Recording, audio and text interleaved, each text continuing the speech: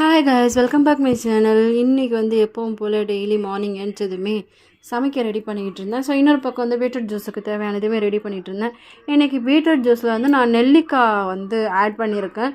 அதுவுமே வந்து டேஸ்ட்டு கொஞ்சம் நல்லா இருக்குது. அதுக்கு லைட்டாக ஒரு மாதிரி துவக்கிற மாதிரி தான் இருக்குது. பட் ஓகே, நீங்கள் முடிஞ்ச அளவுக்கு சுகரை தவிர்த்துட்டு நாட்டு சர்க்கரை போட்டு சாப்பிட்டு பாருங்கள். இன்னுமே நல்லா இருக்குது. ஜூஸு சூப்பராக இருக்குது.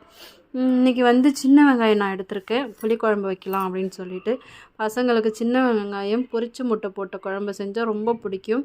ஸோ இன்றைக்கி அதை தான் நான் ரெடி பண்ணிக்கிட்டு இருக்கேன். பக்கத்தில் வந்து இட்லிலாம் வேகலை. அது இட்லி கிடையாது, சக்கரவள்ளி கிழங்கு வெந்துக்கிட்டு இருக்கு.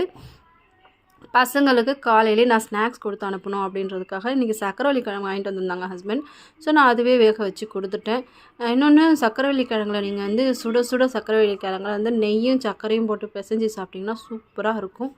வேணும்னா நீங்கள் ட்ரை பண்ணி பாருங்கள். நான் நார்மலாகவே வந்து தண்ணியில் உப்பு போட்டு அப்படியே கட் பண்ணி வேக வச்சிடும். அதோட டேஸ்ட்டே ஓகே தான் அப்படின்னு சொல்லிட்டு. பட் எங்கள் மாமியார் வந்து இப்படி தான் செஞ்சு கொடுப்பாங்கன்னு சொன்னதுனால ஒரு நாள் ட்ரை பண்ணேன். சூப்பராக இருந்துச்சு.